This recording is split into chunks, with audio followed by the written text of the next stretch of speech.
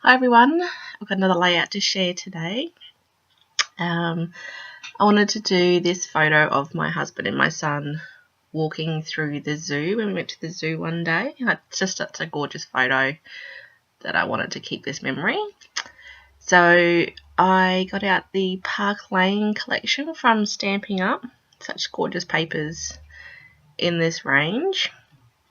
I knew straight away I wanted to use that green floral paper, which kind of reminded me a bit of walking through the jungly forest, which is what they're doing.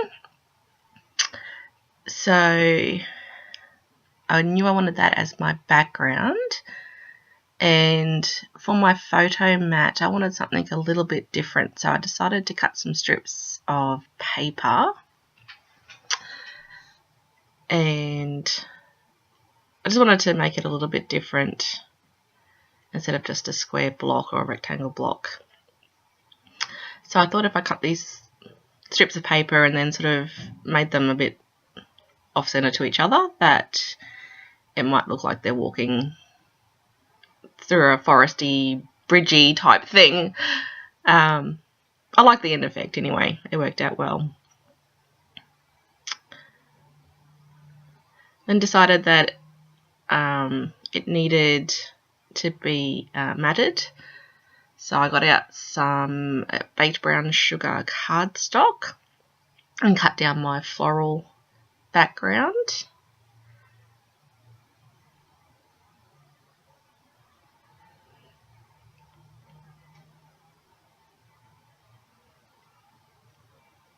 I got out my hexagon punch to cut out the little banners. I wasn't sure if that's where I wanted to go, so I just did one, and then I decided, yep, I'd do all of them. So I love using that hexagon punch to cut out my banners. So quick and easy, and everything's perfectly symmetrical. So I decided that it needed an extra mat, so I wanted to put in this green as an extra layer behind, and decided to grunge it up a bit using my scissors, which adds to the effect of this layout.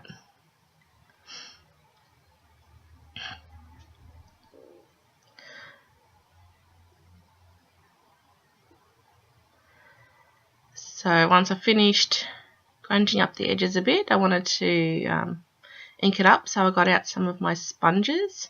So these are Stamping Up sponges, and I cut them into 6 or 8s, depending on my mood at the time, into wedges, so that's easier to use. And then it's really easy then to sponge on the ink.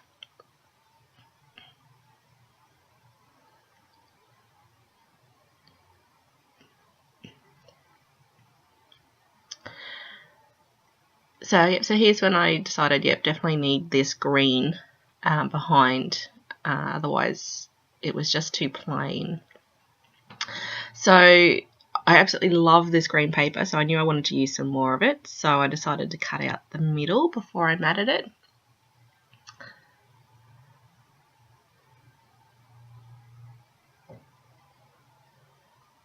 And I used it again later on the layout.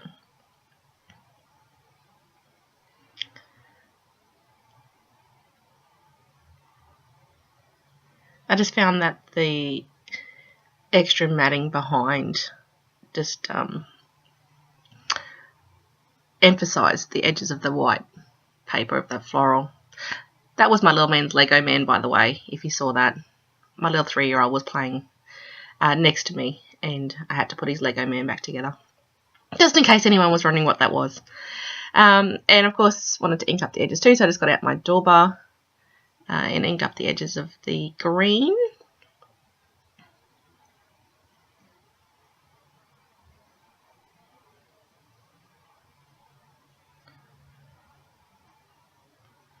And I think while I was at it, I decided that I was going to cut out the middle of my baked brown sugar, just to keep some of that cardstock too.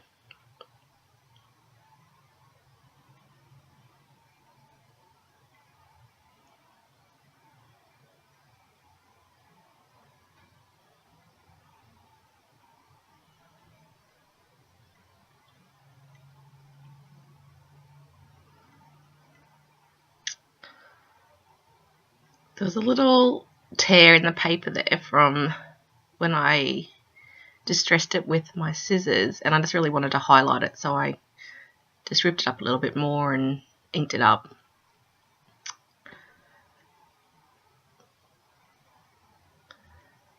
I really liked how the effect of the stripes behind the strips of paper behind the photo looked. So I distressed all the edges of those strips to make it all cohesive, and of course then I had to ink them as well. So that took a little bit of time. Then I got out my kinda eclectic stamp set. I think that's how you pronounce it. I had a class yesterday, and I had a conversation with the ladies about how to pronounce it, and I don't think I still pronounce it correctly, but I absolutely love this stamp set. It is my new favourite, and I wanted to use the leaf out of it, and that is stamped correctly. That's the design of the stamp, where it leaves out certain parts, but I absolutely love it. So I stamped a couple and cut them out just to have a play around to see if that's what I wanted on the layout. So you can see that I just sort of played around with these leaves, deciding where I wanted them and then how many more I actually wanted to stamp and cut out. I didn't want to stamp 50 and cut them out and realise I only wanted 2, so I was just playing around. As always with my photo, I sand the edges to give it a nice white crisp border, and then I was just deciding on what sort of mat I wanted to do for the photo. It needed something, but I didn't want to do too much. I didn't want to take away from the strips of paper behind, so I was contemplating whether I just wanted a single mat or double mat, or did I really want to go for the layers, and I just decided on one single mat, and then it doesn't distract from those strips on the background. So I cut out an extra couple of strips because I decided I wanted something up in that top left hand corner and the bottom right. It took me a while to figure out if I really wanted the one on the bottom right or not. I was playing around for a bit. Then I got my linen thread and decided that I wanted to do loops of linen thread underneath where I had the leaves. So I just tried that out a bit and really liked that. So right now I'm thinking about where I want my leaves, and I'm going to go from the top left hand corner and bring it down to the bottom right hand corner. So I knew I needed some more, so I inked up a whole bunch more. And then in the kind of eclectic stamp set, there's also 2 butterflies, and I inked a couple of these up in the baked brown sugar and thought this would be perfect embellishment to finish off those leaves. So I inked up a couple more of those, and I love these butterflies because Stampin' Up have the matching punches, so less cutting out to do. So I was trying to be good and use up the cardstock that I had. So when I stamped these butterflies, they weren't quite the right way to easily put them into the punch. So I ended up just taping on an extra piece of cardstock to the butterflies so that I could easily put it into the punch and not waste any cardstock. So that's why I'm fiddling around a little bit there. So there's my butterflies, and then I had to cut out some more leaves, which I cut out of the video for time purposes, obviously. So I just wanted to, muck around now with where I was going to place the leaves and the butterflies. So I decided that I was going to stick down my strips of paper. I was happy with the way that they looked. So I didn't want to make them even. I wanted to make them all a bit sort of all over the place because I didn't want anything to be straight.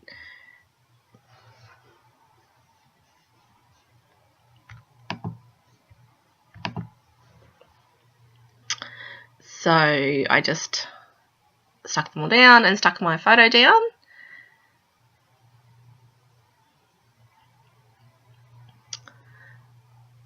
And then working out where I wanted these leaves and butterflies. And then my journaling, I went and typed it up on the computer, and I knew I wanted to use this stamp from the Project Life Point and Click stamp set from Stamping Up. It's a nice little label stamp, and it comes with a matching framelit, which is great. So I printed out my journaling twice because I wasn't sure where I was going to put it yet, and I knew I wanted it to the side of the label, so I wasn't sure if I was going to have it to the left or to the right. So I printed it out twice and stamped and cut it out twice, just to have a play with where I wanted it. It wasn't very big journaling, so to do it twice didn't take much effort. So that's using the new magnetic platform, which I absolutely love. It makes life so much easier with framelits. Can't believe it took me so long to get it. But if you do have a big shot and have framelits, then it is worth the investment to get it. So much easier.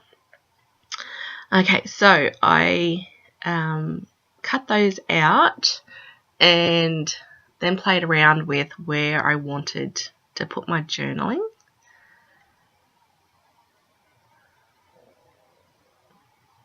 And that's actually where I ended up putting it in the very first place that I tried, which is normally the way, but when you're in the middle of scrapping, it never ends up the way you think it is, and then it does.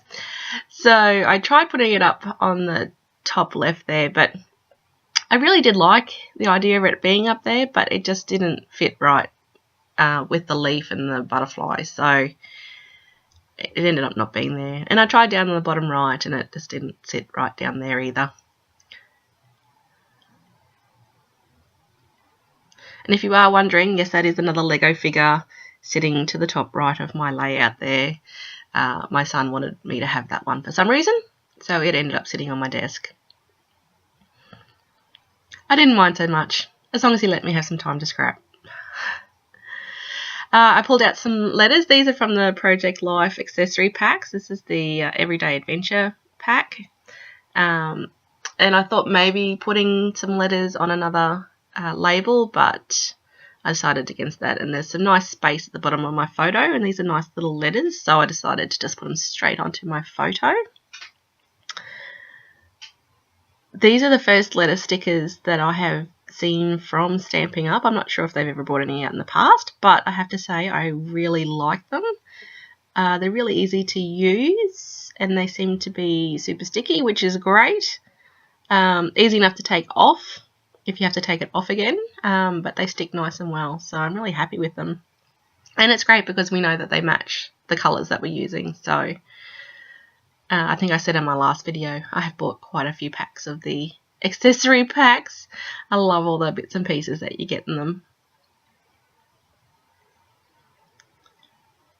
So I call this one Zoo Walk. I really love how that title ended up in that photo. So I'm just playing around now with where I wanted to put everything, and I wanted to put a bit more weight down the bottom of the bottom photo because that's where the title is, so I just wanted to draw the eye to that.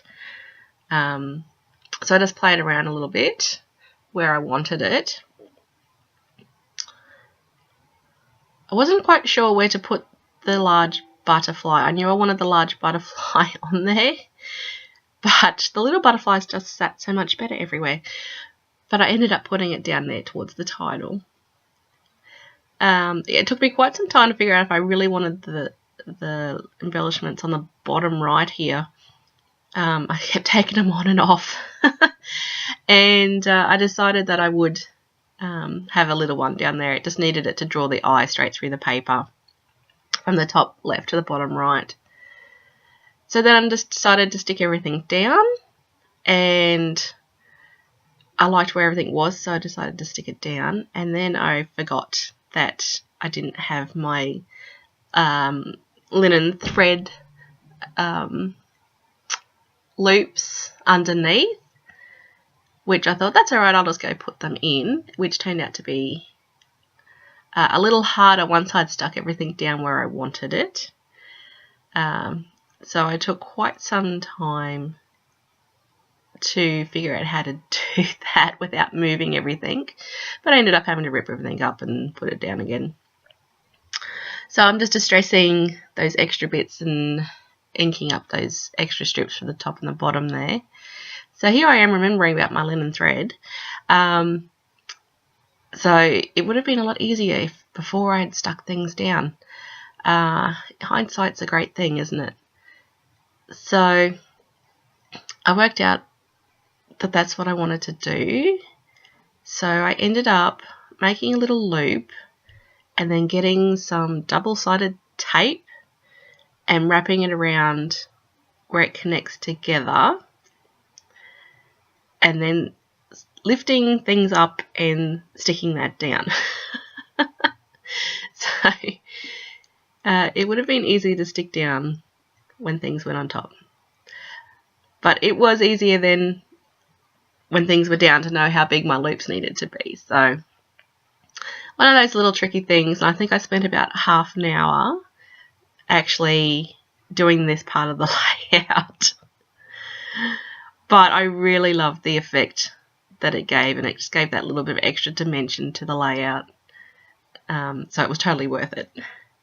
I absolutely love this linen thread. I go through so much of this stuff. I use it on all my cards, all my layouts. I absolutely love it. So I just cut the video out. So I've done all my loops and around the photo and in the bottom right. So I'm just doing the top left is the last bit that I've got left to do. So I really love how this layout turned out. I had no idea where I was going with it at the start, and it just, yeah, one of those layouts that just turns out to be one of your favorites. So thank you everyone for watching, and I hope to be back with some more of these videos. Please leave comments if you feel like it. I'd love to read some comments, and I hope to see you all next time. You can catch the finished layout at my blog, which is scrapronnie.com, and I'll see you all next time.